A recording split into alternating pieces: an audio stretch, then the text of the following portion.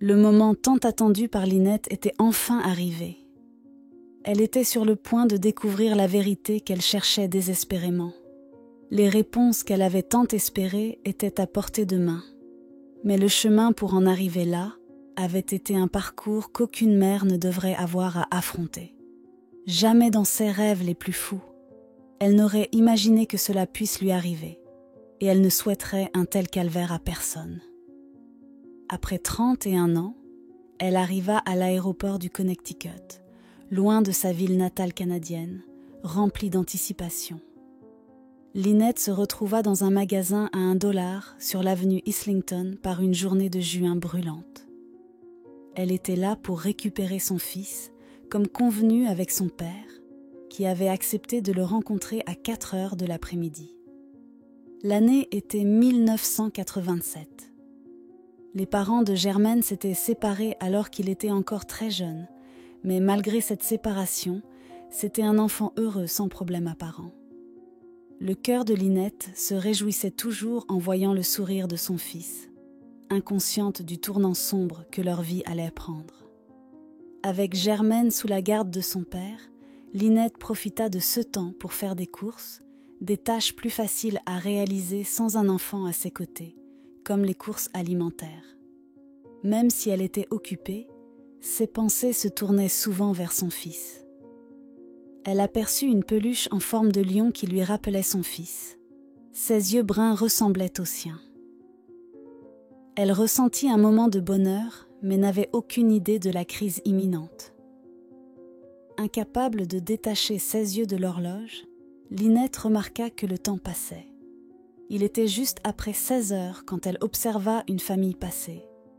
Leur joie évidente alors qu'un petit garçon était perché sur les épaules de son père. La scène lui rappela Germaine, et elle leur sourit.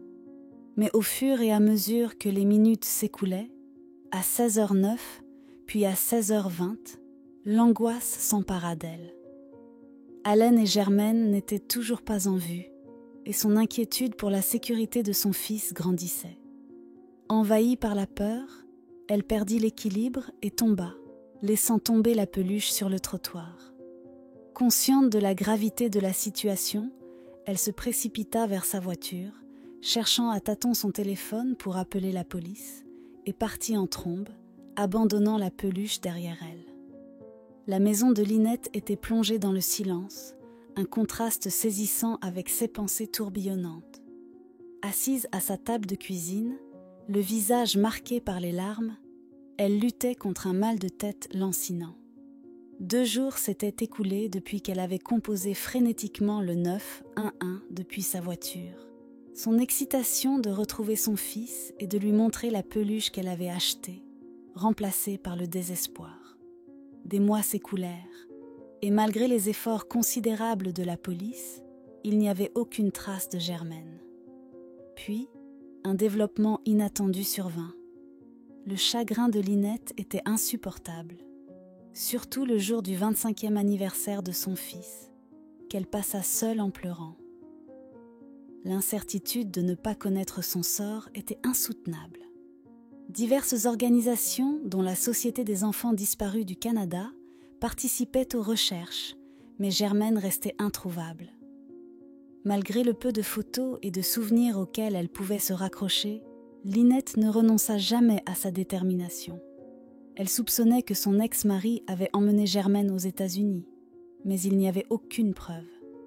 Cependant, l'affaire allait prendre un tournant inattendu.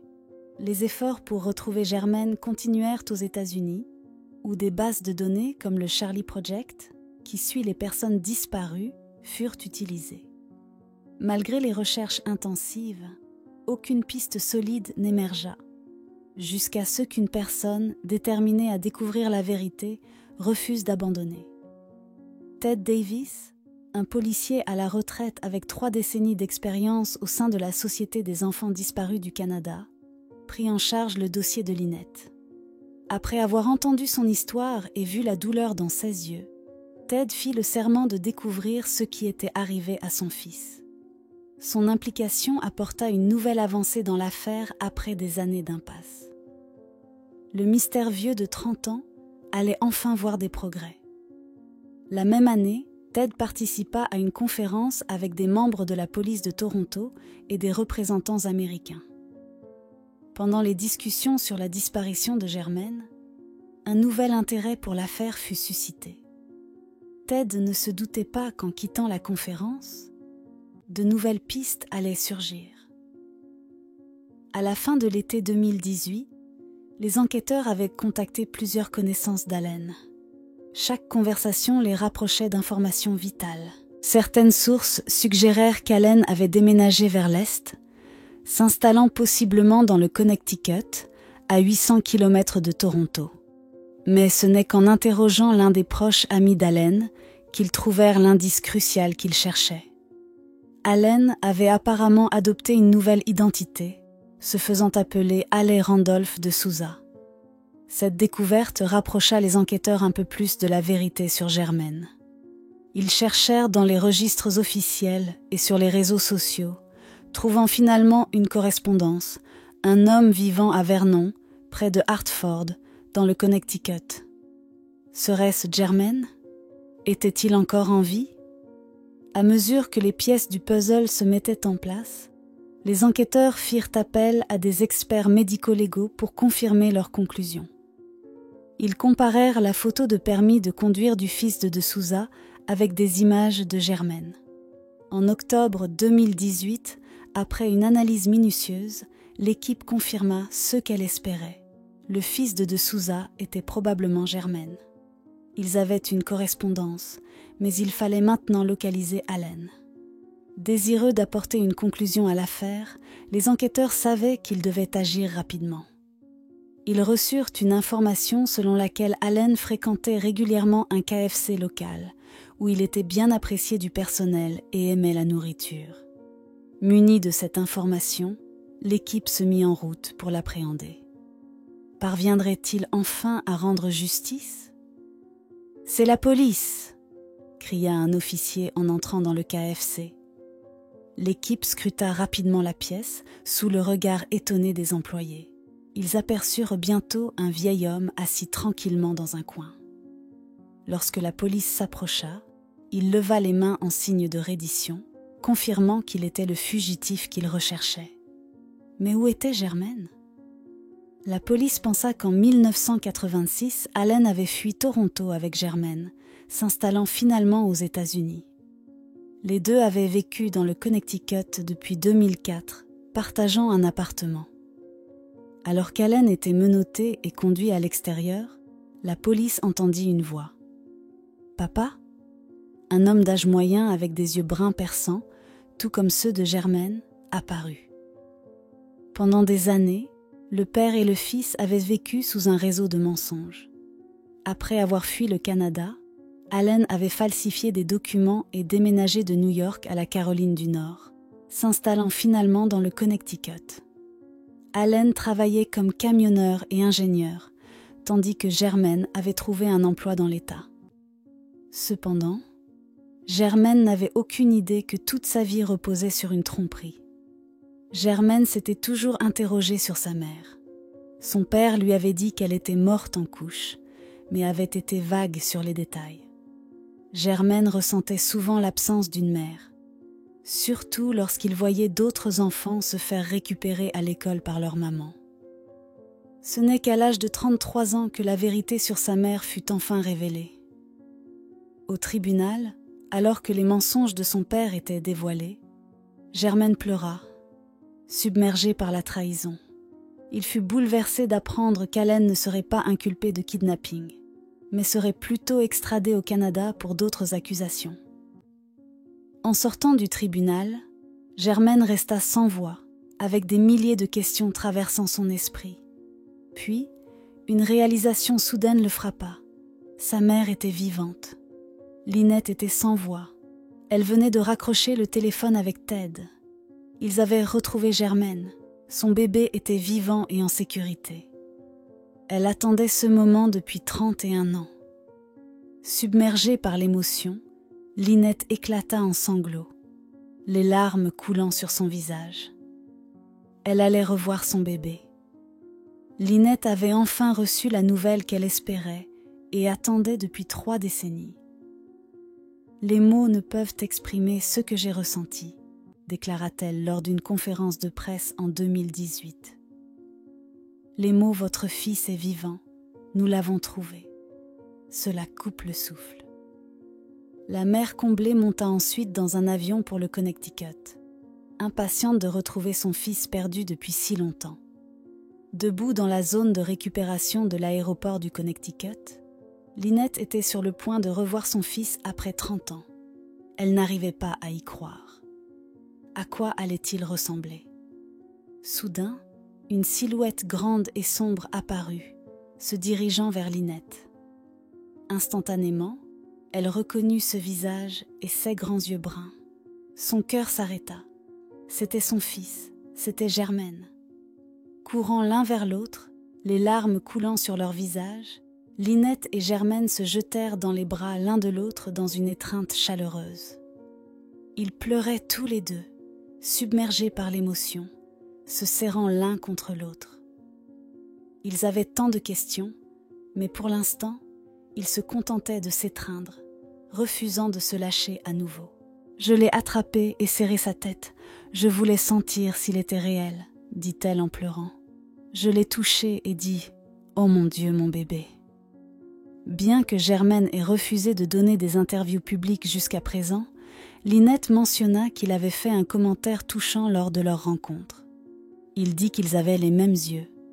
Après avoir été réunis avec Germaine, le duo put enfin passer du temps de qualité ensemble.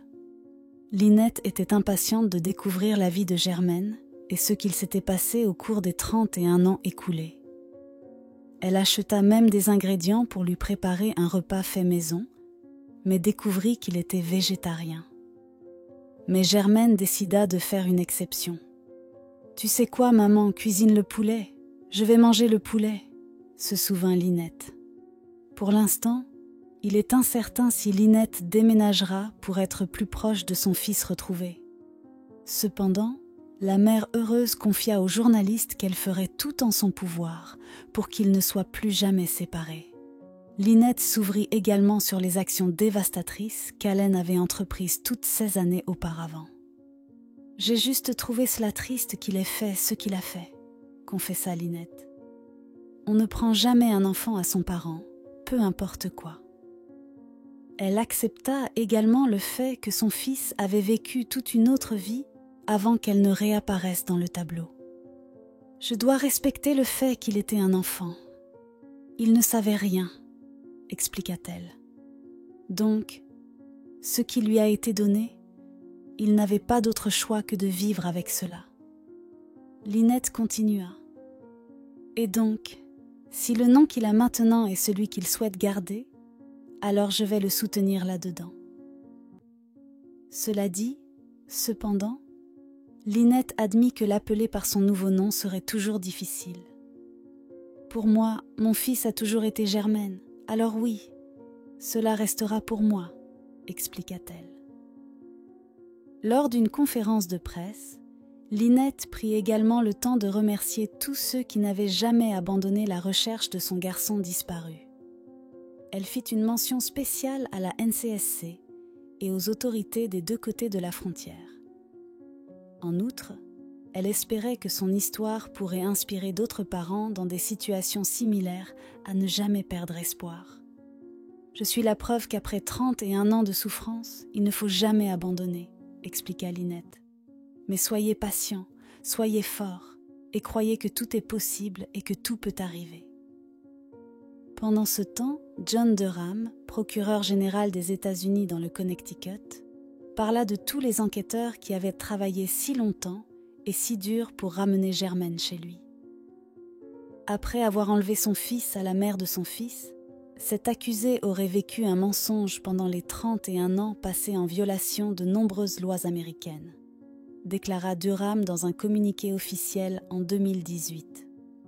Nous remercions les nombreuses agences d'application de la loi aux États-Unis et au Canada qui ont enquêté sur cette affaire, ont travaillé dur pour appréhender ce fugitif et ont finalement apporté des réponses à une mère qui a souffert de l'absence de son fils pendant bien trop longtemps. Selon les experts, la disparition de Germaine est une exception à la règle dans ce qui est en réalité un crime étonnamment courant. On pense qu'il s'agit du cas le plus long en Amérique du Nord, sinon dans le monde, où un enfant enlevé est réuni avec un parent alors que les deux sont en bonne santé, expliqua Banks.